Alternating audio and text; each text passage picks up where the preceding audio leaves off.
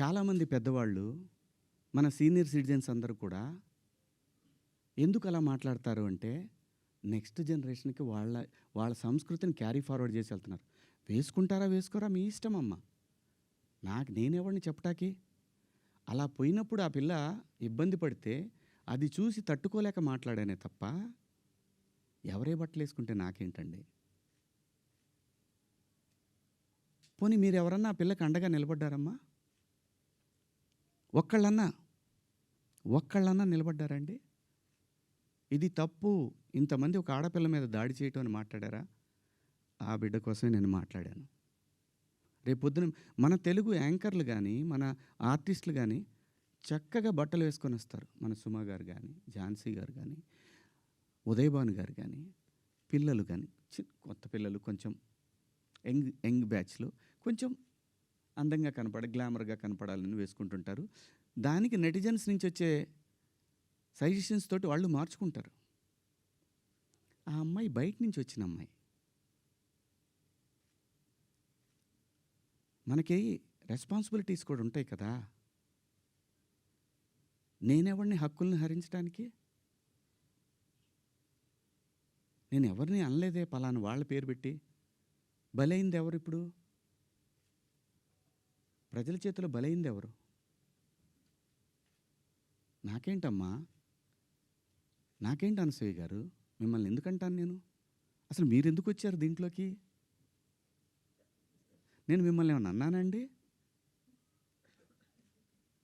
నేను అన్నాను, అమ్మా బయట నుంచి వచ్చిన హీరోయిన్లు కానీ మన హీరోయిన్లు ఎగ్జాక్ట్ వర్డ్స్, హీరోయిన్లు కాస్త ఫంక్షన్లకు వెళ్ళేటప్పుడు కొంచెం మంచి బట్టలు వేసుకొని వెళ్ళడము, మనకి ఎందుకు ఈ దరిద్రం బయట, వాళ్ళందరూ ఎగబడతారు. నిన్న మనం అక్కడ చూసాం కదా, మనం కొత్తగా చూపించేది ఏదైనా తర్వాత ఒక పదం వాడాను, విచ్ ఈస్ రెడిక్యులస్. నాకు వాడకూడదు ఆ పదం. నాకు ఇప్పటికి కూడా అది ఎన్నాళ్ళు హాంట్ చేస్తో తెలీదు. నేనా ఈ పదం వాడింది అని. ఓకే, నేను మనిషినే, నాకు కర్మలుంటాయి, పొరపాటు జరిగింది.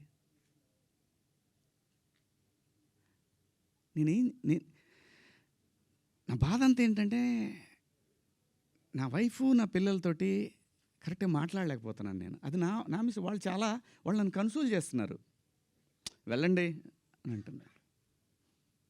అంటే ఎవరికో అయిందని కాదు, శివాజీ ఇలా మాట్లాడ్డే అని ఆ వైఫ్ని ఎవరన్నా అడుగుతారేమో అనే బాధ తప్ప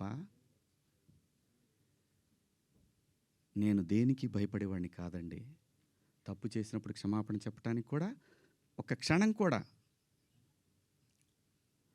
మనలో మనం కూర్చొని ఒక మాట అడిగితే సింపుల్గా, అమ్మ నన్ను క్షమించండి, నా వల్ల ఈ 2 పదాలు దొర్లినాయి అని చెప్పేదానికి దాన్ని చాలా దూరం సాగదీశారు. పర్వాలేదండి, మేము పట్టడానికి ఉన్నాం, పడతాం. సమాజంలో ఎప్పుడైనా సరే ఇలా జరిగినప్పుడు నేను మాట్లాడతానండి. నేను ఖచ్చితంగా మాట్లాడతానండి. నేను ఏ తండ్రి వదిలేస్తారండి పిల్లల్ని? ఇంకొక పదం, ఒకప్పుడు ఒక జర్నలిస్ట్ మేడం గారు స్వేచ్ఛ మగాడిచ్చాడా అనే అంటే ఇదే డివిజన్ తీసుకురావటానికి. నేను అన్న ఉద్దేశం ఏంటంటే, స్వేచ్ఛ ఎందుకు కోల్పోవాలంటే, ఒక ఇంటర్మీడియట్ చదివే పాప ఒక సెమీ బాడీ కనిపిస్తా స్లీవ్లెస్ వేసుకొని వెళ్తే, ఆ పాప అబ్యూజ్కి గురైనప్పుడు ఆ తండ్రి అనుక్షణం వెంటుంటాడు. అప్పటిదాకా హాయిగా తిరిగిన పిల్ల వీళ్ళ ప్రేమలో, వీళ్ళ పొసెసివ్నెస్ వల్ల ఆ పాప తన ఫ్రీడమ్ని కోల్పోయినట్టు ఫీల్ అవుతుంది. అది దాని అర్థం. మీరందరూ పెద్దవాళ్ళమ్మా. ఎవరెవరైతే నన్ను దోషిగా సమాజం ముందు నిలబెట్టాలనుకున్నారో మీ అందరికీ వందనాలు. మీరు బాధపడ్డందుకు మీకు కూడా క్షమాపణలు. ఇది శివాజీయే ఎందుకు, ఇంకా ఇంతకుముందు చాలా జరిగినాయి కదా. వాళ్ళని అడగరే? నేను చెప్పింది ఏంటి? మనకెందుకమ్మా? సమాజంలో ఏ తప్పు జరిగినా అందరూ వేళ్ళన్నీ సినిమా ఇండస్ట్రీ వైపు వస్తున్నాయి. ఆడపిల్లల రేపులు జరిగినా, లేదంటే తాగి పిల్లలు మాబు దాడులు చేసుకున్న ఒకడికొకడు ఒక సమూహాలు కలిసి, ఆ సందర్భంలో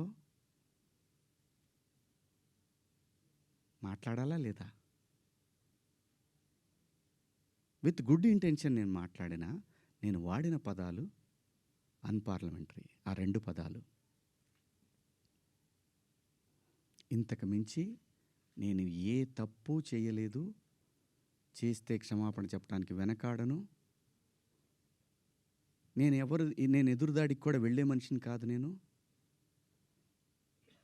నా కోసం నా ఇంటెన్షన్ అర్థం చేసుకున్న వాళ్ళందరికీ కూడా థ్యాంక్ యూ సో మచ్. ముఖ్యంగా అనసూయ గారు నా ఇన్సెక్యూరిటీ గురించి మాట్లాడారు. అవునమ్మా, మా హీరోయిన్ని అలా వెళ్ళినప్పుడు, దాడులు చేసినప్పుడు భయం ఉంటుందని, వాళ్ళు బాధపడతారని, ఒకవేళ జరగరాంది ఏమైనా జరిగితే ఆత్మహత్యలు చేసుకుంటారని నాకు ఇన్సెక్యూరిటీ ఉందమ్మా. ఇంకోటి, నా మీద మీరు జాలి చూపించారు, ఐ పిటీ హిమ్ అని. చాలా థ్యాంక్స్ అమ్మా. మీకు ఇచ్చిన విశాల హృదయానికి భగవంతుడికి థ్యాంక్స్ చెప్తూ, అదే భగవంతుడిని కోరుకుంటున్నాను. మీకు తొందరలోనే మీ రుణాన్ని తీర్చుకునే అవకాశం భగవంతుడు నాకు కల్పించాలని కోరుకుంటున్నామ్మా.